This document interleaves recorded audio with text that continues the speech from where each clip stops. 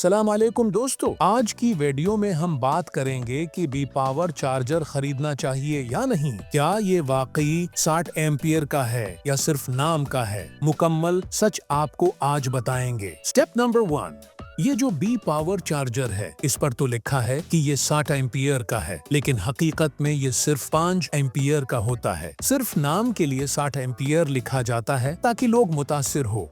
Step number 2, अब बात करते हैं कि ये चार्जर किस बैटरी के लिए सही है। ये सिर्फ 50 या 60 बैटरी के लिए सही है। अगर आपके पास 100 या 150 या 200 बैटरी है तो ये चार्जर बिल्कुल सही नहीं है, क्योंकि ये सिर्फ 5 एम्पियर दे पाता है। तो बड़ी बैटरी को चार्ज करने में बहुत ज्यादा वक्त लगेगा, बल्कि 24 घंटे या 1 दिन भी लग सकते हैं बैटरी फुल चार्ज में।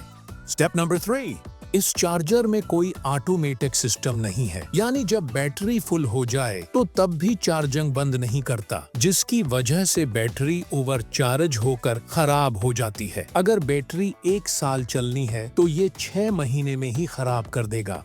स्टेप नंबर 4, इस चार्जर का बॉडी बड़ा होता है, देखने में मजबूत लगता है, इसी वजह से लोग धोखा खा जाते हैं, लेकिन हकीकत में ये एक फ्रॉड है और इससे अच्छा 10 एम्पियर वाला चार्जर बेहतर है, क्योंकि बैटरी चार्ज करने में 6 या 7 एम्पियर देता है और बैटरी फुल चार्ज होने पर खुदकार तरीके से चार्ज बंद कर देता है, और ये सिर्फ 1500 रुपए में मिल जाता है, जबकि बी पावर चार्जर 3500 या 4000 रुपए में मिलता है, जो धोखा फ्रॉड है और अब लोगों को लूटता है। स्टेप नंबर 5, अब देखिए ये बी पावर चार्जर का सर्किट बोर्ड है। इसमें बैटरी फुल होने पर चार्ज बंद करने वाला सिस्टम नहीं है, यानी बैटरी को ओवर चार्ज करता है।